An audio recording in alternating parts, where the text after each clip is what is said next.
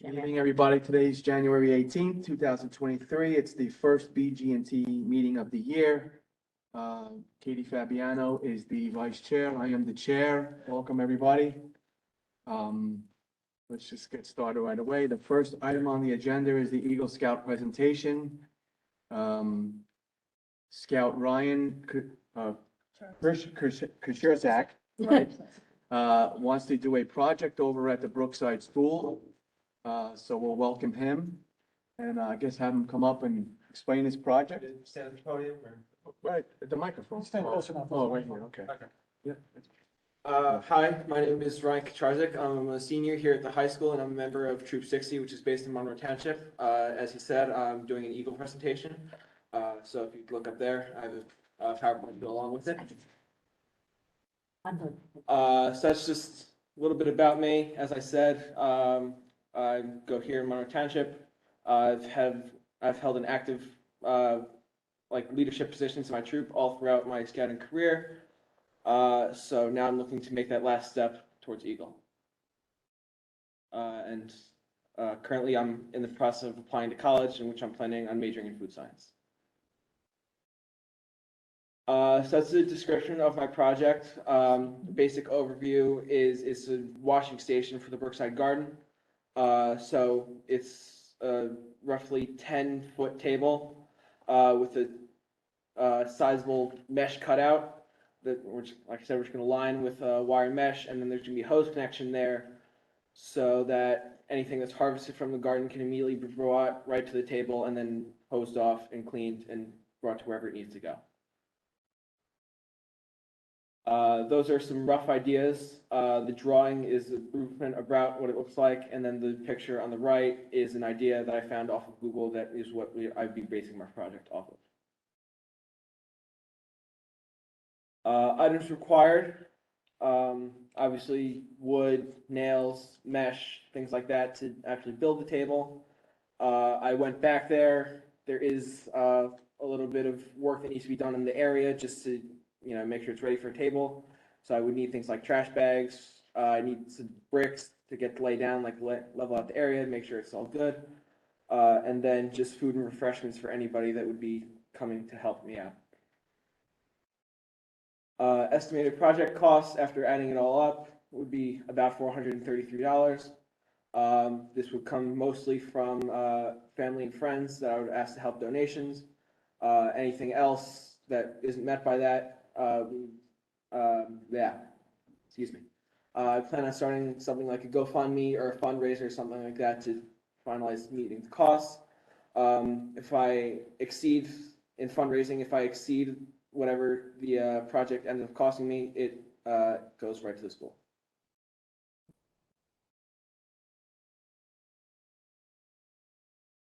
Consideration. I can't see what that says. Sorry. Thank you. All volunteers under the age of 18 will be closely supervised by an adult. Any volunteer using a power tool will do so under supervision of an adult, ideally a professional carpenter who has offered his assistance.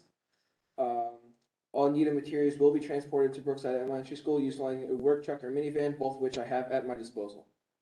All volunteers will be offered frequent breaks for rest and refreshment. All volunteers will be provided with safety goggles, work gloves, and hand sanitizer. Masks will be encouraged for COVID protection, as well as the presence of sawdust, things like that. The first aid kit will also be on hand for any unforeseen incidents. Thank you for listening. Does anybody have any questions? I have one question. Yes, You're a competitive fencer? I am. That's awesome. Thank you. I don't think I ever met a competitive fencer before. That is really awesome. Honored to be the first. Many lessons and loved it. That's awesome, really. Really a great sport. And then I just have one other question. How far away from the school will that washing station be? Right. I don't know if you have been back there and see what the garden looks like. So there's the garden area over here, and then the school kind of juts out a little bit with a wall around here. Right here is the coast connection. I just plan on putting it pretty much right up against the wall there. Okay, you don't think there's any problem with water going into the school from there, right? No, they have a nice garden area, but as Ryan mentioned, during COVID, the teachers stopped with it. He does have a lot of work ahead of himself, kind of brought it back to life. And they will fit right in the zone back there. And a lot of use from that. If I could ask a question. course. So I am quite familiar with that space, given that it's one of my children's school. Ryan, what is the plan with I know there is one outlet for water there. Where do you plan to station your table? Closer to the garden or closer to the wall? I'm concerned about how that outlet for water is going to not just work for you as well as. One of the things I was planning on getting for my project would be like a Y connector for the hose, so that I could have one going off for my garden, or for my table, and then another one going off to supply water for the garden. And so you would be supplying those the connector, Yeah. the extra hoses, and all of that would be part of your. Yes, cost. it's all included in the costs. Excellent. So, any questions? Well, I'll make you the offer like I make every Eagle Scout or potential Eagle Scout that came up here. If you need a work truck or any kind of tools, I have those available as well. That's what I do for a living. So if you need anything, any material I can help you with, just email me and I'll help you as much as I can. Thank you. All right? Thank you. Thank you. Thank Very You well. guys told you not to be nervous. You presented very, very well. Thank you very much. Thank you. Thank you, good luck. Good luck. Second item on the agenda today is the district ground care contract bids. Thank you so much. I know it is right. Take a look at them. I am.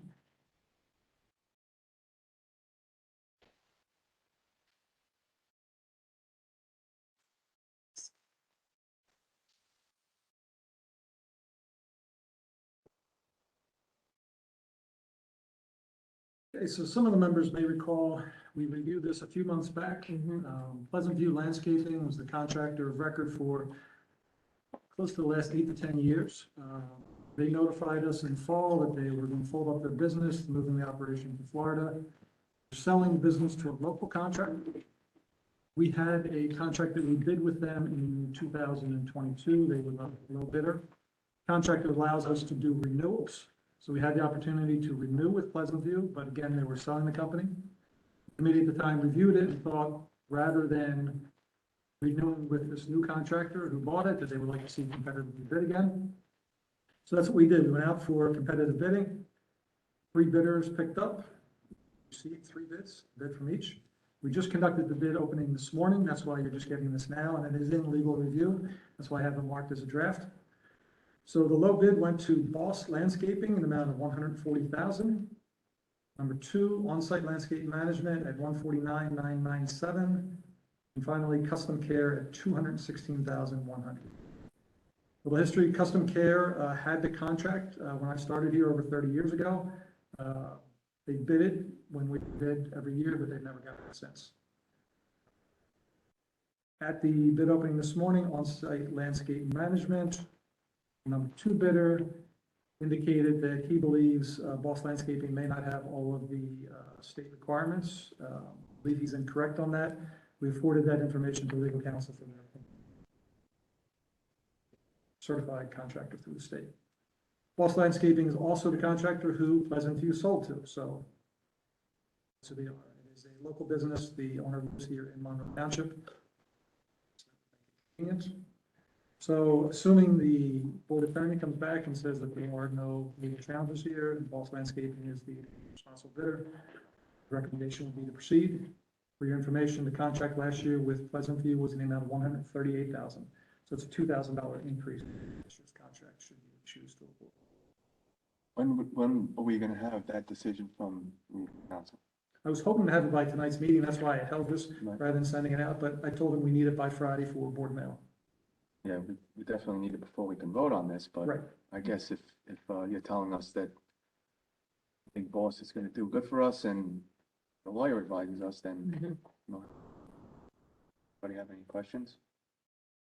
You have one, Mr. Turner. So I just want to reiterate what you said, Mr. Tate, that Pleasant View were selling to Boss. So we had a choice to just go with them then, but we did not. We went out for a bid and they still came out to be the most competitive bid. Correct. Thank you. Contractually, on a renewal, Pleasant View would have been entitled to I think it's 2 or 2.5% increase. So it's right where it would have been. So that $2,000 is really nice. And it's an annual contract, so Should you not be satisfied with service during the upcoming school year, you can always rebid it. This Boss Landscaping handles the snow as well, right? No, Okay, so do they handle snow as well? I don't know. It's something we may want to inquire, because maybe if they do snow removal, we can get even a better rate from, So we are currently under contract. We have renewed with the contractor of record Garden Irrigation. We'll tell you that there's not many contractors out there who can handle the size that we require. gotcha. You know, if you've been behind the middle school, you see the equipment that is staged back there. As part of the contract, he leaves front-end loaders and that kind of equipment here because in the midst of a storm, you can't get that equipment here. Okay.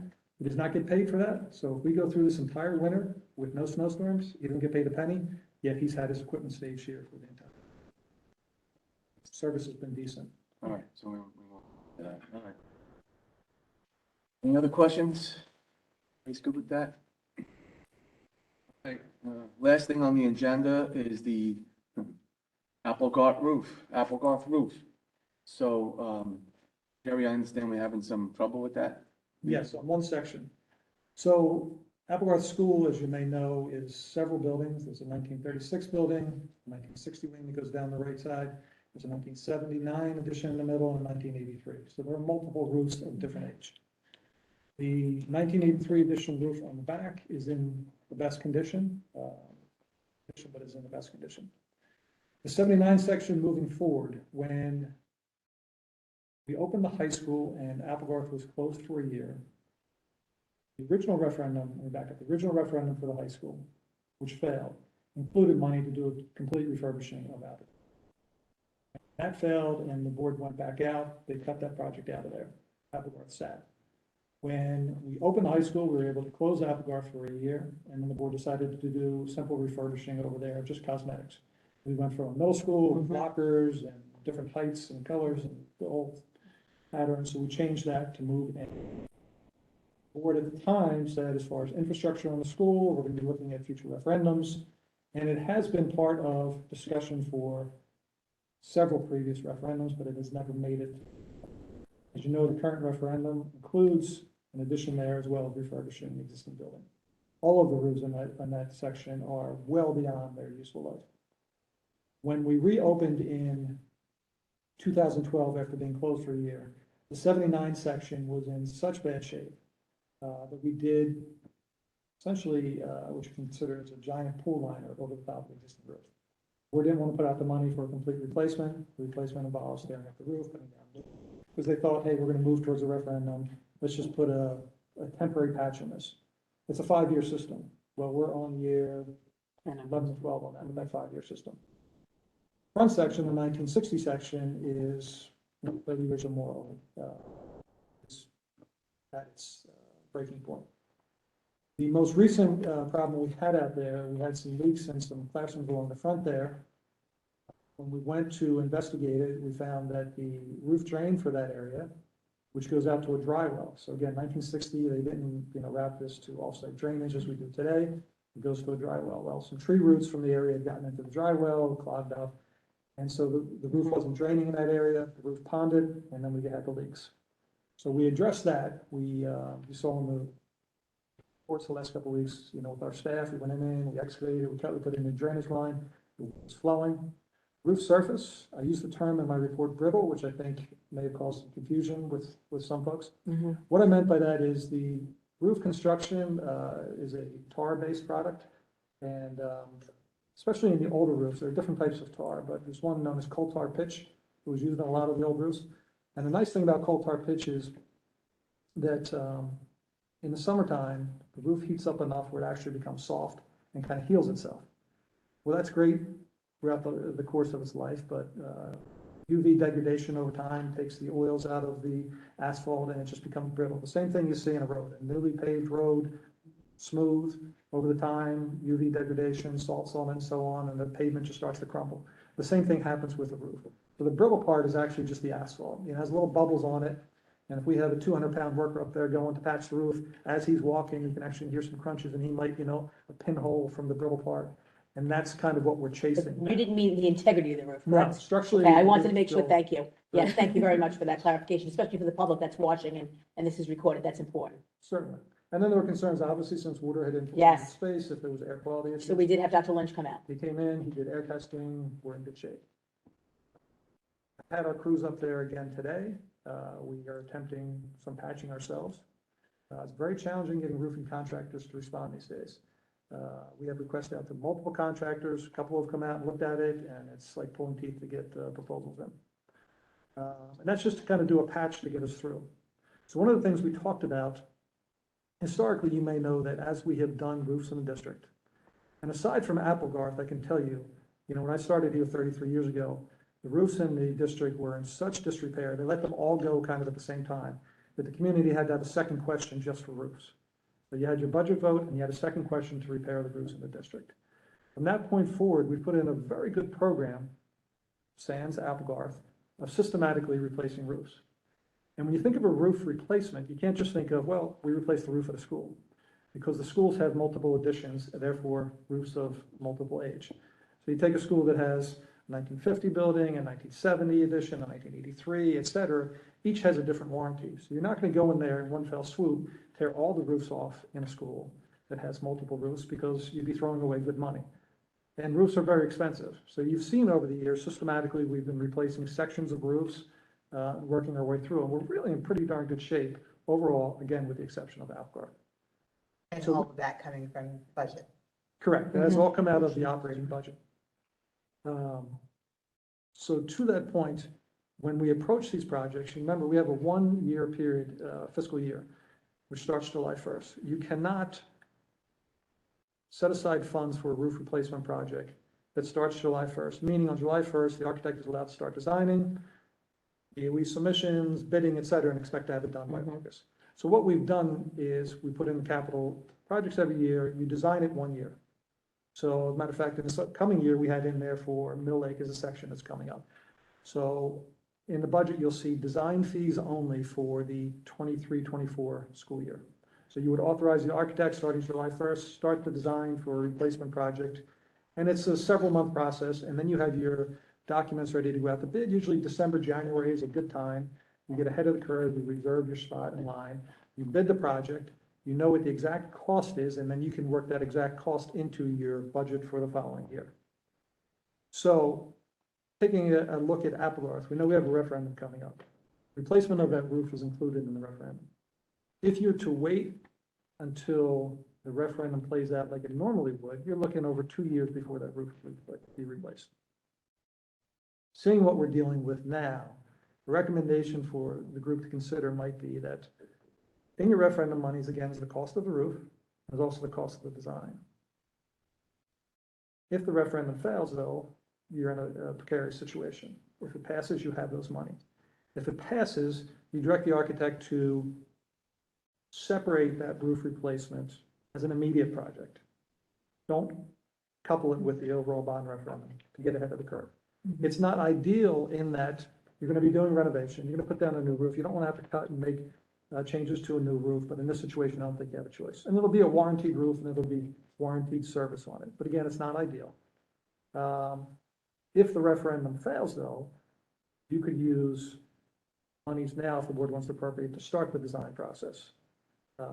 Get the roof going, design, so that you're in line to have it replaced. So 2 things to consider. Start the process, hope that the referendum money pick it up, or start the process and then realize that you have to budget for it. It's fiscal cycle. Is the 8 weeks between now and a referendum, the knowledge of the passing or failing of the referendum critical? Well, it's critical in terms of where you allocate your funds, because you're currently working on the overall district budget. So it would kind of be an 11th hour thing. If on March 14th, the referendum fails and you find that and you want to set aside monies in 23-24 for design, there's your opportunity. Or if you want to just start the process now. So it would be the design money that comes out of 23-24, and the capital money would be the next year? Well, you could take design monies out of the current budget if they were. 22, available, 23 out of budget. Out of If you 22, start right now. 23. Do we have So if You you won't start right spend now, it all would of be it because 20. it wouldn't be completely designed and submitted by. Mhm. So when you get a design proposal from the architects, what you realize there are components to it. There is design development, then there's a portion of funds for the bidding and construction oversight, which that doesn't happen until kind of the second half of things. So, again, this is the 1960 wing. The other portion of the building is the 1936, the original building there. It's the shingle roof. And I don't even know when the last time that was. In my 33 years, it's never been touched. Wow. We have the same building when? at Barclay Brook. And 2018, we did Barclay Brook roof. Beautiful job was done there. That was $585,000. That includes the roof shingles, it includes the woodwork that goes around there. There's this Yankee gutter, there's a gutter system that's built inside all that beautiful woodwork up there, restoration of cupola. There's lead paint on that, so that increases the cost too. You have to handle it as a special project. So again, in 2018, $585,000 just for the 1936 building. Square footage is One similar. advantage. Same size. it's like- Same exact building. So the one It's the same advantage size. there is. Yeah, it's identical. We School already lunch kind of was- have it designed. They would have to go back and make some revisions to it, because part of the design process there is we went through and surveyed all the woodwork and the gutters and so on. And although the detailed drawings are there, you would have to change all your points of repair. You know, we maybe had 73 spots on there where we said, cut out this section, replace, take care of this here, there. You would have to then mirror that for the other building. But I'd say 60% of your design, 50% of your design is already there in the base drawing. That would be I got it. cost saving, sorry. go ahead. So you're saying the design exists, so it wouldn't be so much, would that be a cost saving for us in terms of? Yes. Yes, use the same architect, he has the same Mhm. template. I don't know what we paid for that design then, but let's just say figuratively it was $50,000 for Barclay Brook. You'd probably get it for about 25 to 30,000, realizing that. The original Applegoff roof, Mhm. could that be fit with any kind of metal roof? Where It we could wouldn't be have if to you wanted worry to go- about it for a while? Well, I will tell you though, the new shingles, you get a 50-year warranty on the new shingles. Rated for higher winds too. At least that would keep the architectural integrity if you're looking to maintain that building, you know, in its original look. Mr. Tavana, can I ask a question? Clarification, so there are three different parts of roof, types of roof that need fixing in Applebutt as of today. No, the entire building needs to be done. Right, but there are three different The kind of 60 is the projects, most, 60 is the most critical, which is not the shingles one, which is Right. The shingles is 1936 1936, and then there's the 1979 section and that 1983. we overlaid in 2010, which miraculously is still kind of hanging in there. Do you have any Back wood? in 2021, we did a replacement of a section it was only about 15 over the main office, so we were having some leaks there. So we had to cut out a section there and do that. Our referendum is addressing all of it together. Yes. If worst case scenario, the referendum does not pass, then we are going to look at them as piecemeal, three different projects. That's up to you and No, kind of the no. budget. The reason I asked that question, Mr. Chandy, is because I think the timing of our budget finalization and the referendum It's a week, is it the same? yes. We do a presentation for our first budget presentation to everyone March. So we have no time Look at the to, worst case scenario, there is no time to make any amendments in that to account for this project in 2023, 2024 budget. That's my question right now, that worst case scenario. Yeah, we can still put money, We need it's to still put the cost money in, right? aside. No, We can do- preliminary is preliminary. It's fair enough, all right. So I we think, can't- so- Conrad, all I right, so think we what we're not- saying is, if you cannot. recall, we'll use this as an example because it'll help BG&T remember. So remember when we talked about the back parking lot of the middle school? Yes, And we said, you know, what can we spend now, design-wise? Yes. And if the referendum goes forward and winds up passing, then we're ahead of the curve. So that's the conversation we're having today, exactly. So we had a pre-meeting about this last week, and our conversation was, it makes sense with the concerns that we have with Alphabet to put forth, if the BG&T wanted to recommend to go forward with the design, moving forward with design of the section that we need in anticipation of whether or not it is through the referendum that it gets done, or now on us through the general budget that it gets done. Am I explaining it correctly? Okay, and we so, would use present year's money to pay for yes, that. right, and one of the We're things that we authorizing would that. discuss with Ms. Allen, and we have to have a finance meeting tomorrow, is, as Mr. Take had said, sometimes there are monies available during the 2022-2023 budget, which we're currently in, to go ahead and spend it, but we would need the approval of BG&T to move forward to the board to get it on the board agenda And a resolution, I'm assuming, or is it just a approval? It's a resolution for the design group? How does that, or do we not need that even because it's services? He's architect. Yeah, he's an architecture of record. So if you approve it, that's correct. If you approve it as an architect of record, we could just go ahead and architect and move forward with the service. So it's not wasting any money. It's still gonna be utilized. The difference I is, think that at this point, you know, we have a roof that's in really bad shape and leaking. I think we need to get that fixed and no more waiting for a referendum or not for a referendum. We need a roof fixed. And I think that we should all vote to have that roof. so the recommendation would be to move forward with the design services, which makes total sense Right. because we're Gotta be still done gonna use the anyway. same architect and the same design service if we go forward and the referendum passes. It's gotta be done. Can I ask one more question, Mr. Yes, Tufano? 100 questions. I think we're all on the same page about allowing the whole process to start, but my question to you, Mr. Tate, would be, like you said, we can ask the architect to address that first if the referendum passes. If it does not pass, again, my question is about that. We're authorizing the design work today. When can we expect the summer of 2023 for this project work to start, or would it be still another year before actual work on the roof starts? If the When we're referendum talking was not to need of pass, is that what urgency, she's saying? If the yeah. referendum was not to pass? Yes, if the referendum, either ways. I'm Oh, saying either way. Either ways, if you're authorizing the design work to start now. So let's say you but authorize it given how January urgent the 25th. Situation is, Yeah. when can we, what is the typical or the regular timeline for a project like this to actually? Regular timeline, we're months behind, but I don't want to make any promises here because it is a public bidding process and all. It is very aggressive, but it could be viable.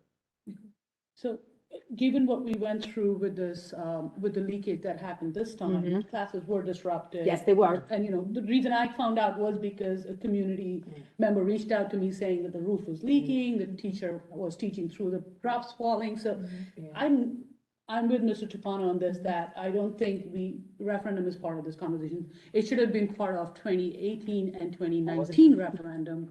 Unfortunately, it was not. Right. So, and we are trying our hardest that this one passes, and I hope people who are listening in will understand the urgency of passing this referendum because of these reasons. But as a board, we have to make sure that this project is not dependent on the referendum. So if we move forward with this, and I did want to give a quick shout out to, not only to Mr. Tate, but of course, to Ms. Graziano, who is the principal, who was extremely expedient in doing the best we could. We did make sure that no one was sitting in a puddle, of course, by any means. But as you know, because of room concerns, there was nowhere to move the children. So what we did was they made sure that the area was completely separated. No child was getting wet. And then we did do our due diligence and have Dr. Lynch come out and do everything to make sure that we had no issue with mold and so forth. And we shared that with the teachers. And I believe Ms. Graziano also was going to be sending out a letter to her particular community. So I did want to just make sure. And I did personally talk to the community member again, and they said that a lot of work was happening in the Yes. building. Immediately. Yes, and everybody was fine and everything was Yeah. taken care of. And so I thank you guys for taking Yeah. quick actions on Of that. course. And if Appreciate it that. doesn't get repaired right away, we're gonna have this happen More often. and worse. Because once water finds its way in, I am optimistic, or I should say, I am hopeful tomorrow with the rain we're gonna have tonight that it won't leak, but I'm not optimistic. Happy in the voice of doom. I'm optimistic. I'm always optimistic. Always. yes. So does there any effect on the referendum? There's nothing that we have to go back to amend, or there's No. no nitpicking on that? It's just a small piece that it doesn't. No, and again, if the referendum were to fail, state monies would likely be available for this roof. So if we had to go our own route, we would probably be able to get state monies to contribute to this as a separate project. State monies we already contribute for it now under the referendum. If it fails, we would do a minor amendment to the LRP because now it's a separate project. And that's the 1960 roof only we're looking at this time? Well, no, what I would say is we look at the 1960 where it connects to the 79, where I said we have that, speak over it. Then you have the 36 building, actually did that as well. And then you have the 83 section in the back. Collectively, it's too big a number, I think, for you to be able to think about balancing the budget. And the 83 piece is, it's stable. It's beyond warranty, but it's stable. We're not dealing with issues. So at a minimum, I think you're looking at the 60-79 piece. Whether you also go to the shingle roof and add that in there. maybe perhaps also we could have a conversation at finance and speak, or even before finance, I could just talk to Ms. Allen and to find out monies wise where we're at. We could have this conversation tomorrow morning, just to talk about where we're at, if there's any monies regarding, moving forward the design, even for the 1960. We start, and then the 79, and I get that right? Yeah, I got the years right. Yeah, 1679 meshed The together in a connect. way that you kind of trying to do one without the other is hodgepodge, whereas the 83 in the back is an independent roof, again, stable, and the 36 also Is the original. not stable, but at least there you have an A-frame roof, so Yeah, I mean, if these we are don't, not as bad. we don't secure the roof, then we're gonna have damages in the rest of the building, the floors, the tiles, the Walls. furniture, and God forbid, something happens to a student, you never know, God forbid. So we definitely have this addressed. Yes, To the point that you brought up about the monies and talking to Ms. Allen, I wanted to remind that last year there was this conversation in a board meeting where I did ask this question to Mr. Gorski that if there is some emergency in. I do remember you asking that. Do we have the money in our, and he did assure me that there's always money for those kind of emergencies. So I hope that was a true assurance and Ms. Allen is able to find those money, then we don't have to worry about that aspect of. I will, I can only ask Or the you question. borrow, you're going to debt. Yes. Just like Yeah. in Congress. But he assured me that we had that kind of a reserve fund for. Not anymore, we used to. Used to. Those In 1 year. good old days. In 1 year. Thank you. I want to thank you very much, and thank you for your explanation of Berto. I think that was very important. That's it. Now we might want to get the breaking point explanation, because that's going to be tomorrow's news. What's breaking point? He said we're at the breaking point. Oh. Do you want to clarify that statement? Do you want to qualify and clarify? We're still optimistic. There's optimism. I'm always Nothing is optimistic. broken. But I'll tell you, I reacted when I saw the word purple. I was like,